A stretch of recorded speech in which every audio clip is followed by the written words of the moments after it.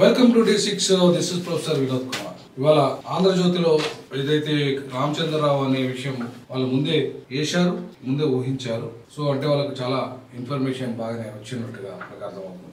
ఇక మనము గురుకులాల విషయానికి వస్తే, గురుకులాల్లో ఈరోజు మనకు కనబడుతుంది గురుకులాలను కావాలని కుట్ర చేసి ఇవాళ రేవంత్ రెడ్డి సర్కారు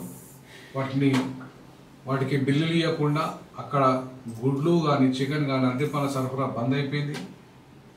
వాళ్ళ చోట్ల రేపటి నుంచి పూర్తిగా ఆపేస్తామన్న కాంట్రాక్టర్లు, వాళ్ళ చోట్ల 2-3 ఏళ్ళుగా విద్యార్థులకు అందని టైలు, బూట్లు, బెల్టు, స్కూల్ బ్యాగులు, యూనిఫామ్లు కేంద్రీకృత సేకరణల జాప్యంతో ఇలా దయనీయ పరిస్థితి.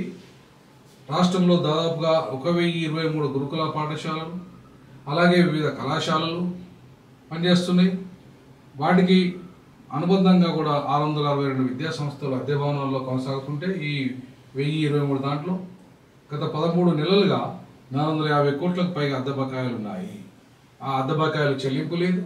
అలాగే వాళ్ళకి పెట్టిన ఫుడ్ కానీ, చికెన్ కానీ, గుడ్ల పైసలు కానీ, అద్దె పనుల పైసలు కానీ ఎక్కడ కూడా చెల్లించని పరిస్థితి. ఎందుకంటే ఎట్టి పరిస్థితుల్లో వీటిని నిర్వీర్యం చేస్తే తప్ప ఆయన ఇంటగ్రేటెడ్ గురుకుల పాఠశాల, ఆయన ఇంటగ్రేటెడ్ ఏదైతే ఇది స్కూల్స్ పెట్టాడు కదా, వాటి ఏమంటారు, వాటిని young India schools. So young India schools ఏదైతే పెట్టాడో వాటిని డెవలప్ చేసుకోవడానికి వీటిని పడగొడుతున్నాడు. దుర్మార్గమైన దుశ్చర్య ఇది. అది కాంగ్రెసు చాతగానితనం, అసమర్థ పరిపాలన. కాంగ్రెసు ఉన్న లక్షలాది మంది విద్యార్థుల భవిష్యత్తును నాశనం చేస్తున్న పరిస్థితి.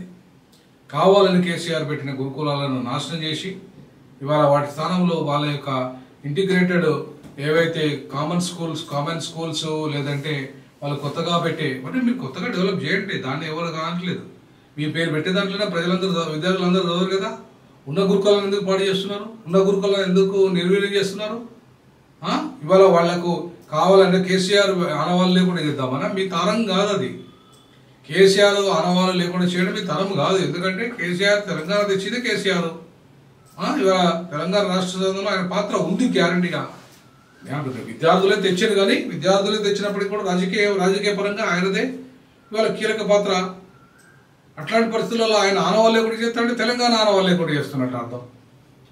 అంటే మీరు తెలంగాణను కంప్లీట్గా ఆనవాళ్ళు లేకుండా చేసేసి మళ్ళీ ఆంధ్ర రాష్ట్రంగా ఏర్పాటు చేయాలని చూస్తున్నారా? మళ్ళా చంద్రబాబు నాయుడు ముఖ్యమంత్రి చేయాలనుకుంటున్నారా? మళ్ళా రాజశేఖర రెడ్డి కొడుకు జగన్మోహన్ రెడ్డి చేయాలనుకుంటున్నారా ఇక్కడ? లేదంటే ఇంకా చరిత్రను చేయాలనుకుంటున్నారా? లేదంటే ఇంకా ఆంధ్రలో నుంచి పెత్తనం చేయాలనుకుంటున్నారా? ఆంధ్ర పెత్తనం కొనసాగించాలనుకుంటున్నారా? ఇంకా దుర్మార్గమైన ఎత్తుగడ. నువ్వు ఆంధ్ర మోచేతు నీళ్లు తాగిన విషయం అందరికరికే, నువ్వు చంద్రబాబు శిష్యుడు అనే విషయం అందరికరికే.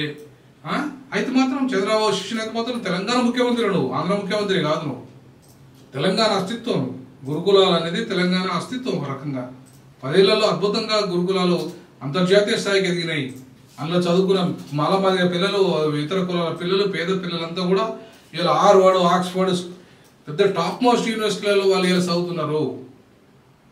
ప్రపంచవ్యాప్తంగా వెళ్ళారు. వాళ్ళంతా మంచి మంచి అవకాశాలు పొందారు. సో వాటన్నిటిని నిర్వీర్యం చేసేసి ఇవాళ దుర్మార్గంగా గురుకులాలని మొత్తం ఎక్కడ పాపం పేద దళిత పిల్లలు, బడుగు బలహీన వర్గాల పిల్లలు ఇవాళ చదువుకోకుండా చేస్తున్న కుట్రనే ఇవాళ మనకు ఈ రేవంత్ రెడ్డి ప్రభుత్వం చేస్తున్న ఈ విధానం. తప్పకుండా ఖచ్చితంగా లోకల్ బాడీ ఎన్నికల్లో దళితులంతా, పేదలంతా కాంగ్రెస్ను ఓడించాల్సిన అవసరం ఉంది. ఎందుకంటే పేదలకు నాణ్యమైన గురుకుల విద్య, ఉచిత విద్య ఇవాళ అందకుండా చేస్తూ దుర్మార్గమైన చర్యలకు 450 కోట్లు చెల్లించలేని పరిస్థితి ఉందా? అనుకున్నా 10 లక్షల రూపాయల బకాయిలు చెల్లించలేని పరిస్థితి ఒక్కొక్క హాస్టల్లో. అంటే అర్థం ఇది కావాలని నిర్వీర్యం చేసేసి కుట్ర చేసి గురుకులాలకు అడ్రస్ లేకుండా వాటి నామాత్రం చేసి రేపు మొత్తం క్లోజ్ చేసేసి ఆమె ఎవరైతే కార్యదర్శి ఉందో ఆ కార్యదర్శి మీరు పాయకం కడుక్కోపోర్రా మీరు అని చెప్పి ఎట్లయితే అందో పొరగాను పోయి పాయకం కడుక్కోవాలి. ఎవరైతే దళిత పిల్లలు ఉంటే వాళ్ళు చెప్పులు కుట్టుకోవాలి, పాయకం కడుక్కోవాలి. బీసీ పిల్లలు ఉంటే వాళ్ళు పోయి సాకలి మంగలి కుమ్మరి పని చేసుకుని బతకాలి. సో ఇది రేపు గురుకులాలు ఎత్తేస్తే జరిగే పరిణామం. సో ఈ పరిణామాలను ఇవాళ రేవంత్ రెడ్డి కోరుకుంటున్నట్టు కనపడుతుంది.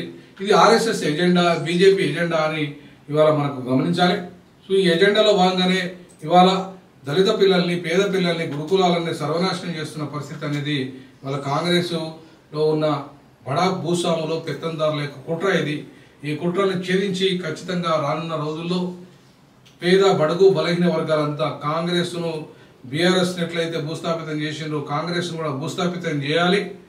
ఈ పేదల పక్షాన నిలబడి కొట్లాడే 4వ ఏదైతే 4th ఫ్రంట్ని ఇవాళ మీరు బలపరచాలి. బీజేపీ, కాంగ్రెస్ అలాగే బీఆర్ఎస్ ఏతర 4th ఫ్రంట్ రాబోతున్నది తెలంగాణలో. ఆ 4th ఫ్రంట్ను బలపరిచి ఈ స్కూల్స్లను, ఈ పేదలని, వాళ్ళ జీవితాలను బలోపేతం చేసుకునే దిశగా మనం అడుగులు వేయాల్సిందిగా నేను పిలిపిస్తున్న D6 డీజాక్ తరఫున. రానున్న రోజుల్లో 4వ ఫ్రంట్ను ఏర్పాటు చేయడమే నా లక్ష్యం. గురుకులాలను కాపాడుకోవడమే నా లక్ష్యం. పేద, బడుగు, బలహీన వర్గాల పిల్లలు చదువుతున్న వాటిని కాలేజీలు కానీ, గురుకులాలు కానీ ఇంకేమైనా కాపాడుకోవడమే నా లక్ష్యం. విశ్వవిద్యాలయాలను, ప్రభుత్వ విశ్వవిద్యాలయాలను కాపాడమే నా లక్ష్యం. సో ఆ లక్ష్య సాధనలో భాగంగా ఉచిత నాణ్యమైన విద్య, ఉచిత నాణ్యమైన వైద్యం, ఉపాధి, ఉద్యోగ అవకాశాలు కల్పించే దిశగా 4th ఫ్రంట్ రానున్న రోజులు బలంగా ముందుకొస్తుందని తెలియజేస్తుంది. మీ యొక్క కామెంట్ రూపంలో మీరు కూడా తెలియజేయండి. జై భీమ్, జై పూలే, జై పెరియార్.